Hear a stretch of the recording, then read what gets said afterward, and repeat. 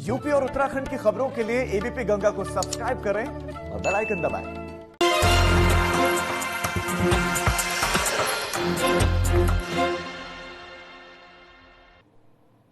नमस्कार, स्वागत है आप सभी का। आप देख रहे हैं गंगा दोपहर। आपके साथ मैं हूं राजीव ढोंडियाल। शुरुआत करते हैं इस बुलेटिन की सबसे पहले खबर गोरखपुर से, जहां पर सांसद रवि किशन बाल बाल बचे हैं। बाल बाल बचे सांसद रवि किशन। दरअसल कुर्सी से नीचे गिरे सांसद रवि किशन और छठ के कार्यक्रम में पहुंचे थे।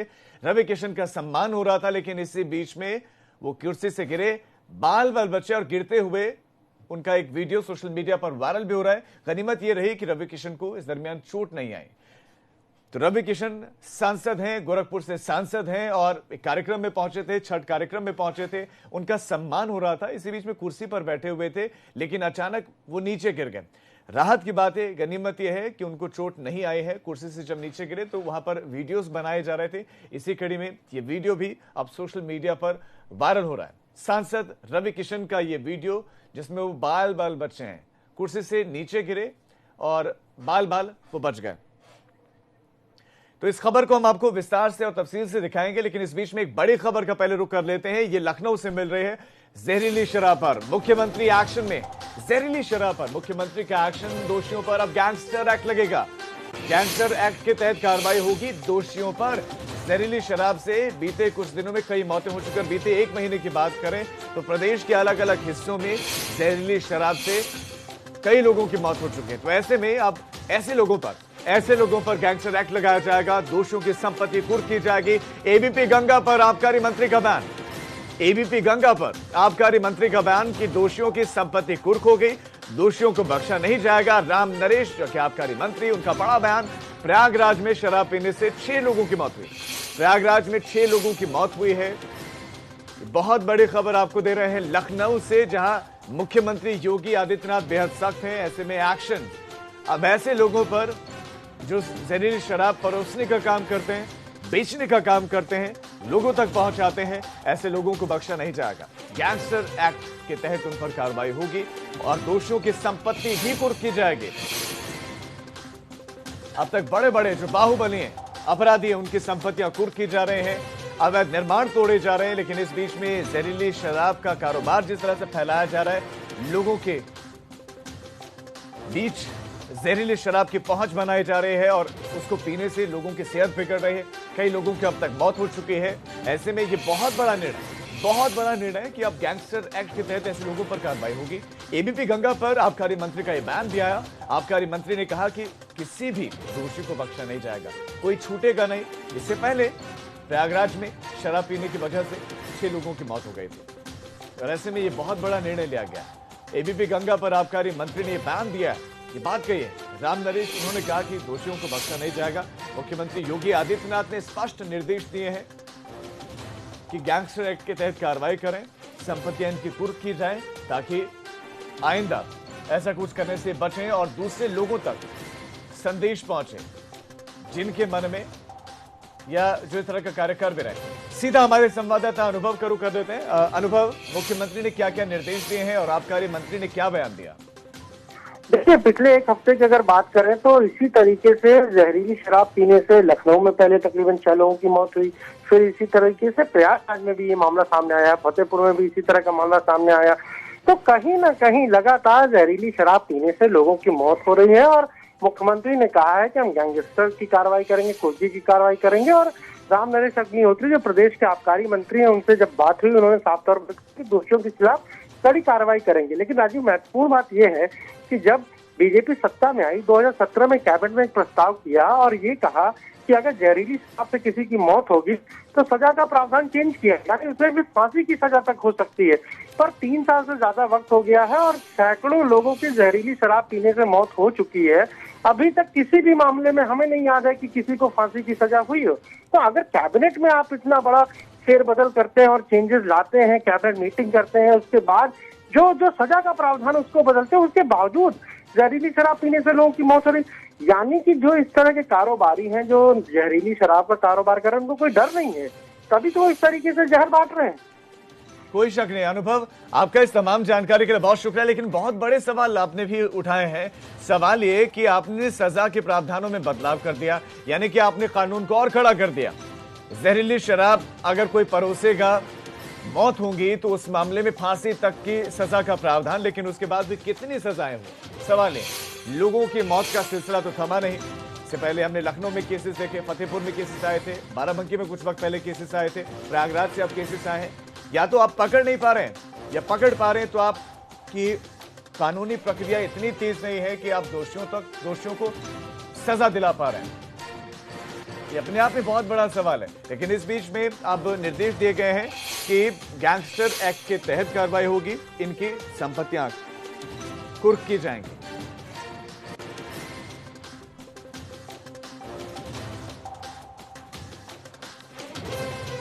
प्रयागराज में 6 लोगों की मौत हो गई और परिवार इस आस में कि उनको न्याय मिले, जिन्होंने जहरीली शराब परोसी उनको सलाखों के पीछे पहुंचाया जाए।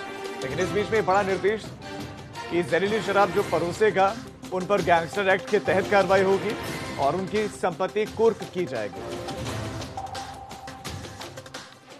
और अब गोरखपुर से जो तस्वीरें सामने आई हैं वो तस्वीरें आपको दिखाते हैं, जिसमें सांसद रवि किशन एक कार्यक्रम का हिस्सा बने हुए थे, कार्यक्रम में पहुंचे हुए थे, उनका सम्मान किया जा रहा था, लेकिन अचानक वो कुर्सी से नीचे गिर गए। देखिए, सम्मान उनका चल रहा था और उनको सम्मानित किया भी गया। जो भगवा शॉल है वो उनको उड़ाई गई, उसके बाद जैसे बैठ रहे थे, लेकिन इसी बीच में वो गिर गए और अब ये वीडियो वायरल हो रहा है। बाल बाल बचे सांसद रवि किशन। गोरखपुर की तस्वीरें छठ कार्यक्रम में। आज छठ का समापन हुआ है। सुबह सुबह उगते हुए सूर्य को अर्घ्य देकर कार्यक्रम का समापन हुआ, लेकिन एक कार्यक्रम में जब पहुंचे थे तो वहां पर शॉल उनको उड़ाए गए। कुर्सी पर बैठना चाह रहे थे, हो सकता है कि कुर्सी थोड़ा सा खिसक गई हो और सांसद गिर गए, लेकिन उनको चोट नहीं आई है। ये एक राहत की बात है। तस्वीरें सोशल मीडिया पर वायरल हैं।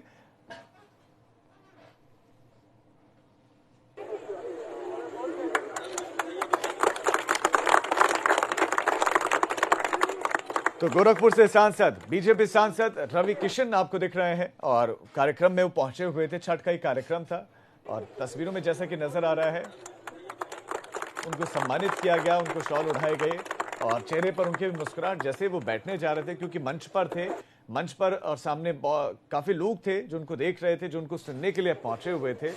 सांसद साहब जैसे ही बैठना चाह रहे थे, अब ये कुर्सी खिसक गई और वो नीचे गिर गए। देखिए, ये वो तस्वीरें हैं, गोरखपुर की तस्वीरें हैं और गिरते हुए उनका ये वीडियो वायरल हो रहा है। दरअसल जब उनको सम्मान दिया जा रहा था तो वीडियो बनाया जा रहा था, लोग वीडियो बना रहे थे, लेकिन वो गिर गए तो वीडियो में उनका ये गिरना कैप्चर हो गया और अब ये वायरल भी हो रहा है। सोशल मीडिया पर भी ये वीडियो वायरल हो रहा है। नीरज हमारे संवाददाता इस खबर पर और ज्यादा जानकारियां देंगे। नीरज, किस कार्यक्रम में पहुंचे हुए थे सांसद रवि किशन और चोट तो नहीं आई हो?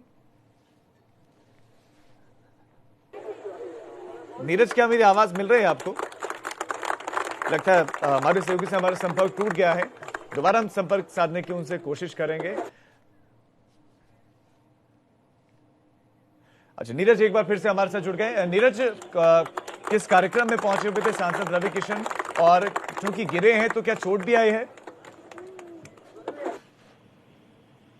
जी राजीव, आपको बता दें, कल शाम को छठ का महापर्व था और पूजन चल रहा था। जगह जगह पर मोहल्लों में भी लोगों ने छोटा ताल बनाया हुआ था और वहां पर लोग पूजा अर्चना कर रहे थे। और यहीं पर गोरखपुर के मोहद्दीपुर हाइडी कॉलोनी में एक आयोजन किया गया था छठ महापर्व को लेकर और वहीं पर स्टेज बना था और स्टेज पर जब सांसद रवि किशन का सम्मान होने लगा तो सम्मान होने के बाद जब इन्हें शॉल उड़ाया गया और पीछे जैसे ही ये बैठने की कोशिश की तो इन्हें अंदाज नहीं लगा और कुर्सी थोड़ा पीछे होने के कारण ये जब बैठे तो तेजी से गिर गए। राजीव जी, नीरज, आपका इस तमाम जानकारी के लिए बहुत शुक्रिया।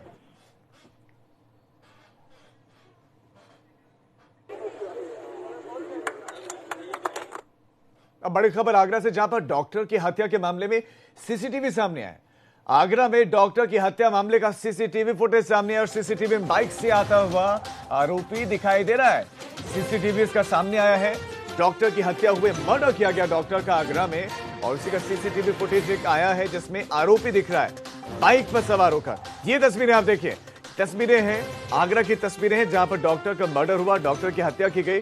सीसीटीवी में बाइक पर ये बैठा हुआ देखिए, बाइक से उतरता है, तस्वीरें आप देख रहे हैं। पुलिस ने आज ही आरोपी का एनकाउंटर भी किया है। आज ही एनकाउंटर इसका किया गया है और एनकाउंटर के बाद इसको गिरफ्तार किया गया है। ये जख्मी है और इसका एक सीसीटीवी फुटेज सामने आया।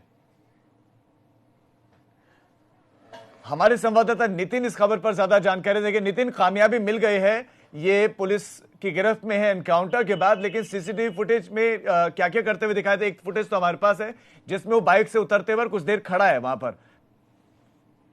बिल्कुल राजीव, देखिए ये जो सीसीटीवी फुटेज है वो कल 3:38 के करीब का ये सीसीटीवी फुटेज है और ये सामने के घर जहां डॉक्टर निशा सिंगल रहती हैं, कावेरी कुंज में रहती थी, उनके सामने के घर से सीसीटीवी में कैप्चर हुआ है। वो बाइक पर से उतरता है, थोड़ी देर वो वहाँ खड़ा रहता है और टिटराता नजर आता है। उसके बाद वो अंदर घर में जाता है और टीवी रिचार्ज के नाम पर जिस तरीके से गला रेत कर डॉक्टर निशा सिंगल की हत्या कर देता है। देर रात उसको एनकाउंटर में उसको गिरफ्तार कर लिया गया है और बड़ा साइको के तरह का ये व्यक्ति है, बड़ा मानसिक रूप से, क्योंकि जिस तरीके से उसने इस व्यक्ति को, इस महिला को जिस तरह से गला रेता है और वो बच्चियों की और बच्चों की, दोनों बच्चों की हत्या करना चाहता था।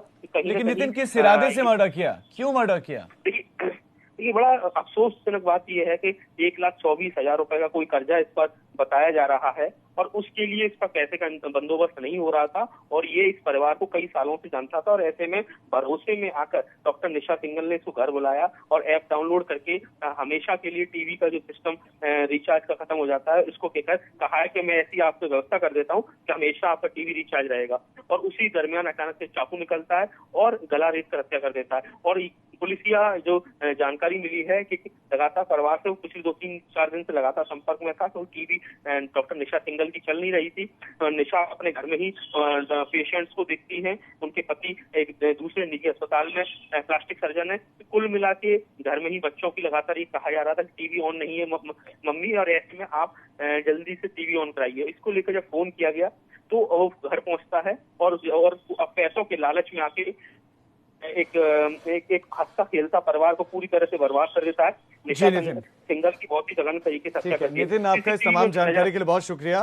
तो हत्या से पहले का ये वीडियो बताया जा रहा है करीब 3 बजे के आसपास का, जिसमें ये शख्स उतरता है और उसके बाद एक घर के भीतर जाता है। शनिवार को लखनऊ पुलिस में उस वक्त हड़कंप मच गया जब सूचना मिली कि पुलिस कमिश्नर आवास से चंद कदम की दूरी पर स्थित लाप्लास विधायक निवास के फ्लैट नंबर A201 में युवक की हत्या कर दी गई है। फ्लैट नंबर A201 शाहजहांपुर से सपा एमएलसी अमित यादव को आवंटित है, जिसमें उनका कथित भतीजा पंकज बीते कई सालों से रह रहा है। बताया जा रहा है कि शुक्रवार को गाजीपुर थाना क्षेत्र के रहने वाले विनय यादव का जन्मदिन मनाने के लिए पंकज ने अपने दोस्त राकेश रावत, ज्ञानेंद्र कुमार और आफ्ताब आलम को बुलाया। बर्थडे पार्टी के दौरान जमकर नशेबाजी हुई।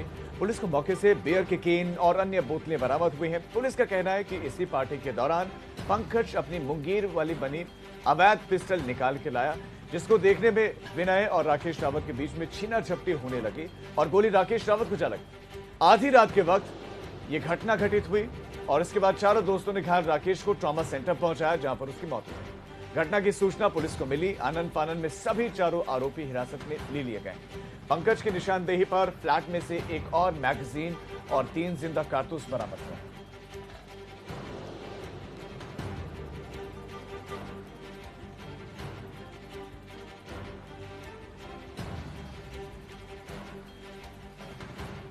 सपा एमएलसी के फ्लैट में युवक का मर्डर हुआ है, युवक की हत्या हुई और जिस युवक की हत्या हुई है उसके परिवार का भी यह आरोप है कि ये छीना झपटी में नहीं, इंटेंशनली, जानबूझकर गोली। समाजवादी पार्टी के एमएलसी अमित यादव के फ्लैट पर कल देर रात एक सनसनीखेज घटना हुई। उनके फ्लैट लाप्लास स्थित फ्लैट 201 नंबर में कल रात एक बर्थडे पार्टी के दौरान गोली चली और उसमें एक युवक की जान भी चली गई। आप देख सकते हैं ये वही फ्लैट है सामने जो नजर आ रहा है। फिलहाल इसे पुलिस ने सील कर दिया है, अभी भी यहाँ पर पुलिस कर्मी मौजूद है। और कल रात बताया जा रहा है यहाँ पर एक बर्थडे पार्टी चल रही थी जिसके दौरान ये गोली चली है। ये भी कहा जा रहा है कि जो युवक यहाँ पर मौजूद थे नशे की हालत में थे, नशे की हालत में ही ये गोली भी चली है। हालांकि पुलिस जो है वो अन्य पहलुओं पर भी जांच कर रही है, पूछताछ कर रही है। 4 लोगों को हिरासत में लिया गया है। जो सपा एमएलसी का भतीजा पंकज यादव, उसको भी हिरासत में लिया गया और अभी तक जो चीजें निकलकर सामने आ रही हैं, ये बताया जा रहा है जिस बंदूक से, जिस पिस्टल से गोली चली थी वो सपा एमएलसी के भतीजे पंकज यादव की बताई जा रही है। और इस गोलीकांड में इस यहाँ पर जो हत्या हुई वो हुसड़िया के रहने वाले राकेश रावत की जान गई है। बताया जा रहा है जब गोली चली तो उसके दोस्त उसे लेकर ट्रॉमा सेंटर तक गए, वहां पर उसने दम तोड़ दिया। देर रात में ही पुलिस के आला अधिकारी भी यहाँ पर मौके पर पहुंचे और अब फिलहाल हिरासत में लिए गए जो युवक है उन सभी से पूछताछ जारी है। कैमरा सहयोगी राजू के साथ शैलेश अरोरा, एबीपी गंगा, लखनऊ। इस मामले में बयान डीसीपी का भी आया है, उन्होंने क्या कुछ कहा आपको सुनवाते हैं। हजरतगंज के हाई सिक्योरिटी जोन में देर रात सपा एमएलसी के फ्लैट में एक युवक की हत्या हो गई। हमारे साथ में इस समय डीसीपी सेंट्रल सोमेन वर्मा जी मौजूद हैं। हम उन्हीं से जानेंगे कि घटना कब कैसे हुई, क्या चीजें अभी तक पुलिस के सामने आई हैं। सोमेन जी, जानना चाहेंगे कि क्या पूरा मामला था, क्या घटना हुई, कैसे हुई? ये घटना बीती रात की है, कल रात की है, जब जो फ्लैट की आप बात कर रहे हैं उसमें पंकज नाम के लड़के के, वो पंकज नाम का लड़का रहता था और विनय नामक एक और लड़के के जन्मदिन के लिए ये लोग 5 लोग इकट्ठा हुए थे। ये लोग 5 दोस्त हैं, एक दूसरे को जानते, इकट्ठे हुए थे और ये लोग पार्टी कर रहे थे। उसी वक्त एक पिस्तौल होती है, कंट्री मेड पिस्तौल, उसको लेके इन लोगों के बीच, ये विनय और राकेश के बीच जो मृतक है उनके बीच जो है कुछ छेड़खानी हो रही थी उस पिस्तौल को लेकर। उसी में विनय के हाथ से फायरिंग हुई और मृतक को लगता है। ये शुरुआत इनिशियल पूछताछ में इनके द्वारा जो बाकी 4 लोग बचे हुए थे जो अभी पुलिस अभिरक्षा में है, पुलिस जिसको कस्टडी में लिया है, उनके द्वारा बताया गया है। शुरुआत में ये भी इनके द्वारा बताया गया कि जो पिस्तौल है वो मृतक ही लेके आए हुए थे। बाद में जब पुलिस गहनता से इसमें पूछताछ की तो पता चला कि पिस्तौल एक्चुअली पंकज की है और विनय के हाथ से गोली चली थी। और उसके बाद इनकी निशानदेही पे एक और मैगजीन और बुलेट्स, उसके साथ बियर के कैंस जो ये लोग पिए थे वो सब पुलिस ने रिकवर की है। फिलहाल बॉडी मॉर्चरी में भेज दी गई है, पोस्टमार्टम की जा रही है और इसके साथ साथ घर वाले को भी संज्ञानित कर दिया गया है जो मृतक के हैं और वो लोग आके अभी तहरीर दे रहे हैं। उसी के आधार पर आवश्यक वैधानिक कार्रवाई की जाएगी। अब एक छोटा सा ब्रेक, हम फौरन लौट रहे हैं।